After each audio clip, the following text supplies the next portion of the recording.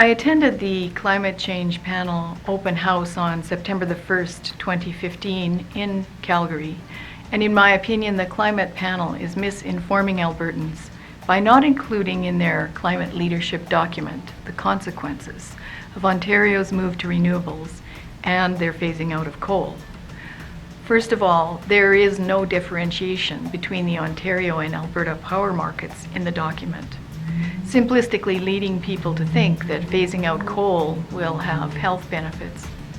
In fact, Ontario's smog days were mostly due to US emissions wafting north.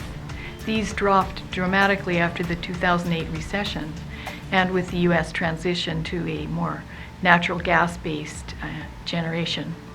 And in fact, their emissions standards in the US are lower than Canada's to begin with. On page 28 of the document, it claims that in the year 2000, the Ontario Medical Association reported that poor air quality cost the Ontario government $1 billion a year in lost worker productivity and healthcare services. Well, now that Ontario has phased out coal, it has the largest sub-sovereign debt, non-country debt, of any place in the world. It has double the debt of California, which has triple the people. And hospitals in Ontario in 2012 to 2013 faced a 27% power price rise, leaving them to decide whether to cut staff or services. So do you think that the alleged $1 billion of lost worker productivity and healthcare services has now returned to the workforce or health system? If so, it would be dwarfed by Ontario's utility debt load, which alone is some $44 billion. Alberta's is zero because private industry operates in a deregulated market. Ontario's debt load is now $284 billion, amounting to 39.4% of its gross domestic product. That's from the Globe and Mail of this spring. And now industry is bailing out on Ontario. They're running away, and so are small businesses because the cost of power is killing them. But the way the Alberta Climate Leadership booklet presents options in such a simplistic way and with absurd conversation starters like, how much electricity should Alberta generate through coal, natural gas, wind, without providing factual context to the consumers who know very little about how the power grid works, that is an invitation to disaster. Alberta happens to use a lot of coal because we have a lot of coal and very little hydro, unlike Ontario, which has Niagara Falls and nuclear power plants. Nowhere in the Climate Leadership Report does it explain that it would cost Albertans more than $11 billion to phase out our coal-fired power plants and move to natural gas, or that transmission lines south to wind farms cost you and I some $2 billion for electricity that's provided only 30% of the time and which makes up only 4% of the total power in Alberta. To put that in perspective, the New Shepard gas plant cost $1.4 billion, but it can run 24/7 and it puts out 800 megawatts on demand anytime you need it. Not so with wind.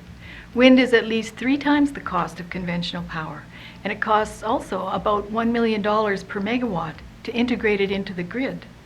These are hidden costs we are already paying. So you don't invite the public to do the engineering of the power grid based on incomplete and biased information sessions, where everyone gets a little sticky note to put on the wall saying, drive less, walk more, more wind power. In Alberta, 75% of the electricity generated is used by industry. Industry creates jobs. Industry and jobs are served by small businesses and entrepreneurs, the lifeblood of democracy. We live in a winter country. We cannot afford to have our people pushed into heat or eat poverty, and we already know this is what happens from what we've seen in Germany and Denmark, both of which went heavy into renewables, and ironically, both of which are heavily dependent on coal still. Denmark generates about 40% of its power from coal and buys much of the rest of its power from nuclear plants in Sweden. The Alberta government is misleading the public on the costs and options related to climate change. Even the opening of the text is absurdly wrong. Climate change is one of the most important challenges. Look around you. We have already met the challenge of climate change. We live in centrally heated, insulated houses with 24/7 light and heat. That's a climate change adaptation that we have incorporated into our lives. A paved road is a climate change adaptation. Look what happens when you don't have one. Modern agricultural methods that leave stubble in the ground. That's a climate change adaptation to prevent or reduce the impact of any future natural droughts, like that of the 1930s, where much of Alberta's topsoil simply blew away from the spotless tilled fields. And most important, the Alberta government does not say anywhere in its document the two most important messages from the Intergovernmental Panel on Climate Change, which it claims as the authority. From the IPCC's 2007 report, the definition of climate change was changed to include natural variability like that of the sun, atmospheric oscillations, and ocean currents, as well as human influence. And from their 2013 report, that global warming paused over 15 years ago. That's just up to 2012. Now it's 18 years and counting. And it's still on pause today, with only incremental shifts of values that are very close to zero, despite a predicted rise in temperature of 3 and 4 times that. Robert Lyman, an energy economist with 37 years' experience, contributed a report that shows that if Albertans and Canadians bow down to offshore pressure to meet extreme climate targets, we will be destroying our economies, while developing nations will continue to emit and pollute at will. If the alleged objective is saving the planet, that makes no sense. Neither does a carbon tax or trade system. Interpol has shown it to be the playground of white-collar and organized crime. After almost 20 years of carbon reduction policies, human carbon dioxide emissions have gone up, while global warming paused, naturally, all by itself. That's something to think about. For Friends of Science Society, I'm Michelle Sterling.